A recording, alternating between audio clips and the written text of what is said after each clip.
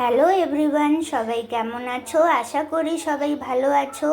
Welcome to my channel পূর্ববঙ্গ রান্নাঘর। আমি মিতা রয় কলকাতার থেকে বলছি। আশা করি তোমরা সবাই ভালো আছো। আমার ইউটিউব চ্যানেল পূর্ববঙ্গ রান্নাঘর যারাও দেখেছো আমার রেসিপিগুলি, যদি তোমাদের ভালো লেগে থাকে তো প্লিজ লাইক করবে, শেয়ার করবে, কমেন্ট করবে আর ইচ্ছে হলে সাবস্ক্রাইবও করবে। তো বন্ধুরা, আমার পাশে এইভাবেই থাকবে, আমি যাতে আরও ভালো ভালো রেসিপি তোমাদের সাথে শেয়ার করতে পারি। তো চলো আর কথা না বাড়িয়ে আজকের রেসিপিটা আমি দেখাচ্ছি। আজকে বন্ধুরা খুবই একটা দারুণ রেসিপি নিয়ে এসেছি। এই দেখতে পাচ্ছ ইনগ্রেডিয়েন্টসগুলি। আজকে যে আমি রেসিপি দেখাবো, তোমরা সবাই মিষ্টি পোয়ার নাম শুনেছই, খেয়েছো হবে। আজকে আমি ঝাল পোয়া দেখাবো। এটা খুবই একটা দারুণ খাবার। এটা ছোট বাচ্চাদেরকে টিফিনেও দিতে পারবে, লাঞ্চ, টিফিনে, ব্রেকফাস্ট, এগুলি সবটাতেই দিতে পারবে।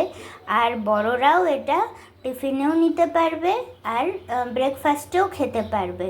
তো চলো আর কথা না বাড়িয়ে কীভাবে বানাতে হবে সেটা দেখাচ্ছি। বন্ধুরা, আজকের রেসিপি বানাবার জন্য এই বাদাম নিয়েছি, কারি পাতা নিয়েছি। এই দেখো, যেগুলি বড় পাতা হবে ওটাকে আমি দু আধা করে দেব, আর যেগুলি ছোট পাতা হবে ওটাকে অমনি রেখে দেব। এখানে একটা লঙ্কা কুচি, পেঁয়াজ কুচি আর ময়দা নিয়েছি, আর নুন তো লাগবেই। তো চলো এবার বানানো শুরু করা যাক। বন্ধুরা, এই দেখো ময়দা নিয়েছি, এর মধ্যে আমি 1 চামচ জিরে দিয়ে দেব। আর এইটাকে যে ভাজবো, এটাকে ফ্রাই করতে হবে, সেটা আমি সাদা তেলে করব, সরষের তেলে করব না। তোমরাও সাদা তেলেই করবে, তবে খেতে ভালো লাগে। এই দিয়ে দিলাম, এর মধ্যে এই বাদামটা দিয়ে দেব,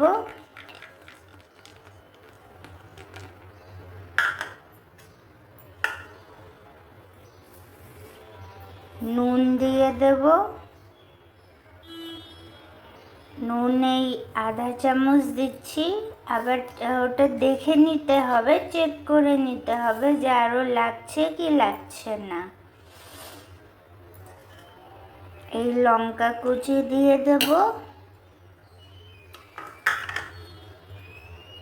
এই পেঁয়াজ দিয়ে দেব,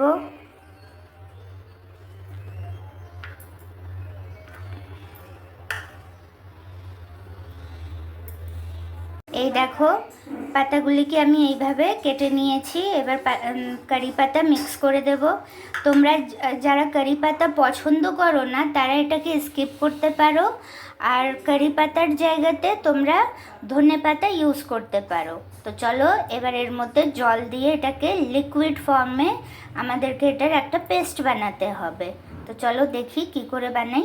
দেখো বন্ধুরা, এর মধ্যে জল দিয়েছি, অল্প অল্প জল দিয়ে এটার একটা ব্যাটার তৈরি করতে হবে। একবারে বেশি দেব না, অল্প অল্প জল দিয়ে একটা প্লেন সুন্দর ব্যাটার রেডি করে নিতে হবে। এই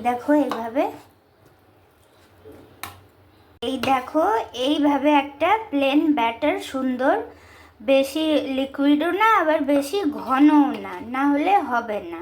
এরকম একটা ব্যাটার রেডি করে নিতে হবে। এই দেখো, বেশি মোটাও না বেশি পাতলাও না, একদম মিডিয়াম এটা একটা ব্যাটার রেডি হয়ে গেছে। আমি কড়াই বসিয়ে দিয়েছি, এবার এর মধ্যে সাদা তেল দিয়ে দেব। বন্ধুরা, আমি তেল বসিয়ে দিয়েছি, এবার তেলটা গরম হলে তারপর আমরা বানানো শুরু করব। আবার দেখিয়ে দিচ্ছি, এই দেখো নুনটা ভালো করে চেক করে নেবে কেমন হয়েছে।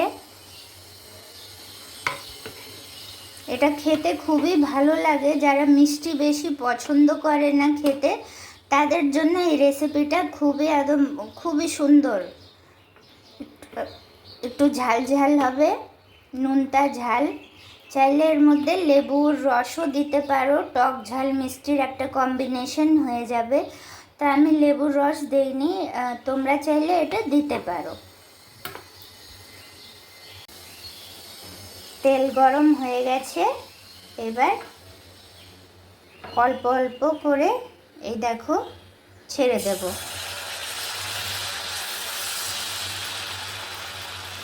গ্যাসের ফ্লেমটা মিডিয়ামে রাখবো।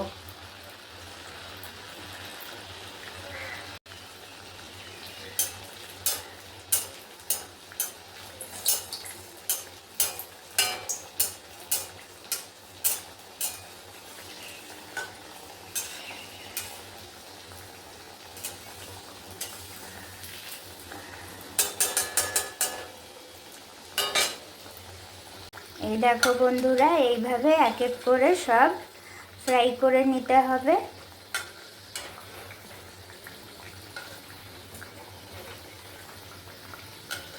দুদিক ভালো করে ভেজে নিতে হবে, কেন কি এর মধ্যে পেঁয়াজ আছে, ওগুলি ভালো করে ফ্রাই না হলে খেতে ভালো লাগবে না।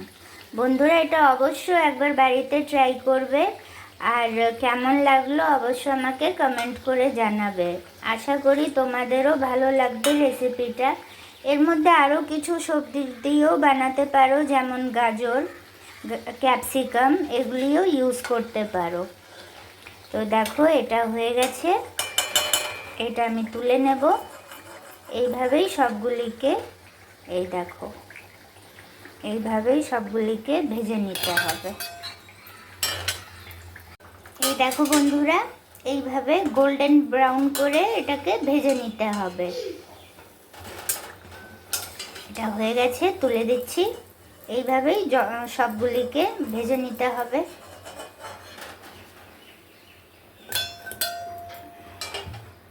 এই দেখো বন্ধুরা, আজকের রেসিপি ঝাল পোয়া। আশা করি তোমাদের ভালো লাগবে। এই দেখো এইভাবে বানিয়েছি, আর দেখো ভেতরটা এরকম, খেতে খুবই দারুণ লাগে। তোমরা অবশ্যই এটা একবার ট্রাই করবে, আশা করি তোমাদেরও ভালো লাগবে। তো বন্ধুরা, আবার আমি আসবো এরকমই দারুণ দারুণ রেসিপি তোমাদের সাথে শেয়ার করার জন্য। তো আমার পাশে এইভাবেই থাকবে।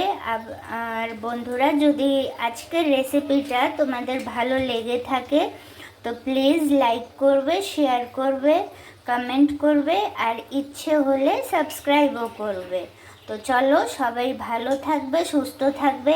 আবার আসবো একদিন একটা অন্য রেসিপি নিয়ে তোমাদের সাথে শেয়ার করব।